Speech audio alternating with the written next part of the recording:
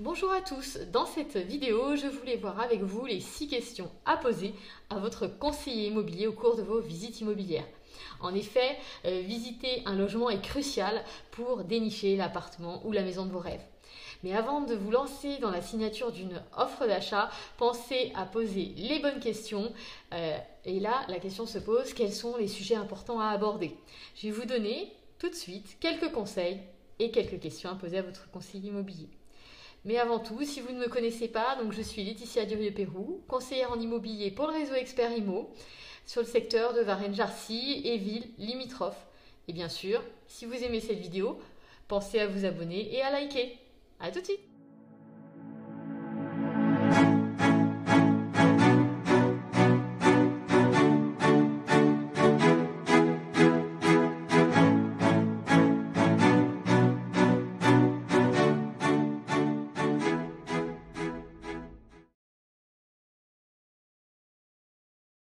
Alors, première question à vous poser, depuis combien de temps le logement a-t-il été mis en vente?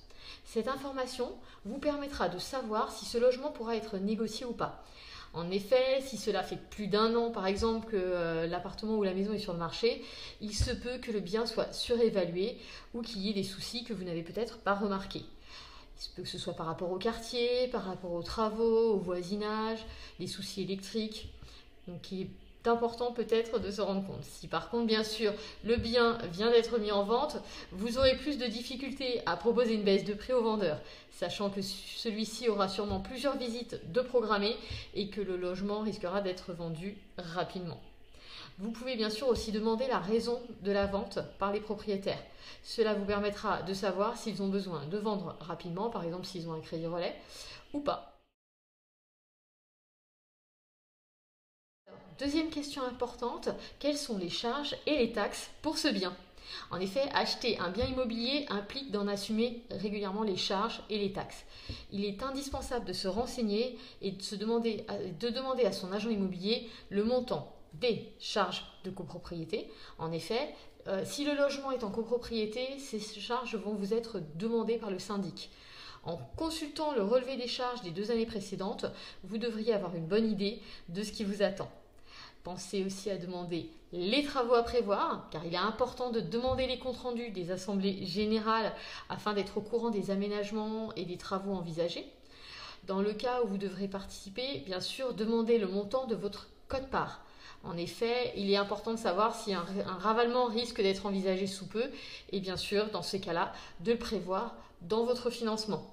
Enfin, pensez à demander aussi la taxe foncière, car la taxe foncière est un impôt qui est réservé aux propriétaires et il faudra s'en acquitter chaque année. Selon les municipalités, son montant peut être très variable et particulièrement élevé certaines fois. Et enfin, donc pensez à demander les factures, car les factures d'électricité et de gaz payées par les anciens occupants des lieux vous donneront une idée des montants à prévoir.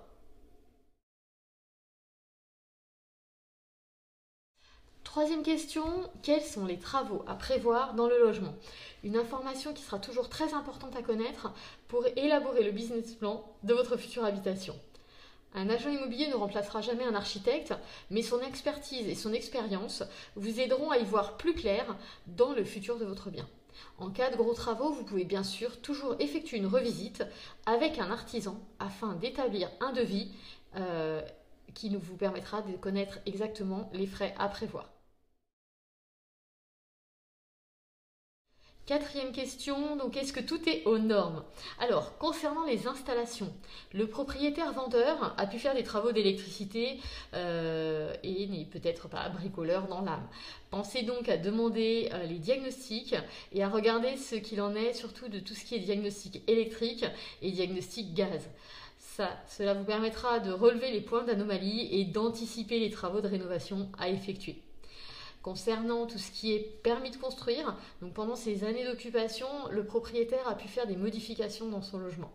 En cas d'achat d'une maison, vérifiez bien sûr si le grenier transformé en chambre a été déclaré, si les nouvelles fenêtres et les ouvertures de Velux ont fait l'objet d'une déclaration, si une véranda a bien reçu éventuellement son certificat de conformité.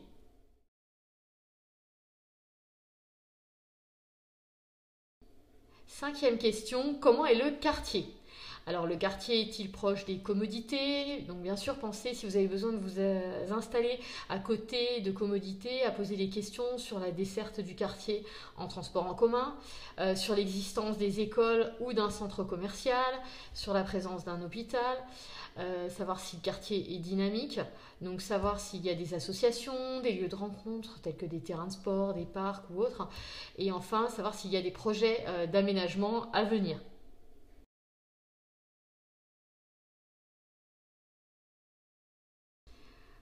Enfin, dernière question à poser, d'autres personnes sont-elles intéressées?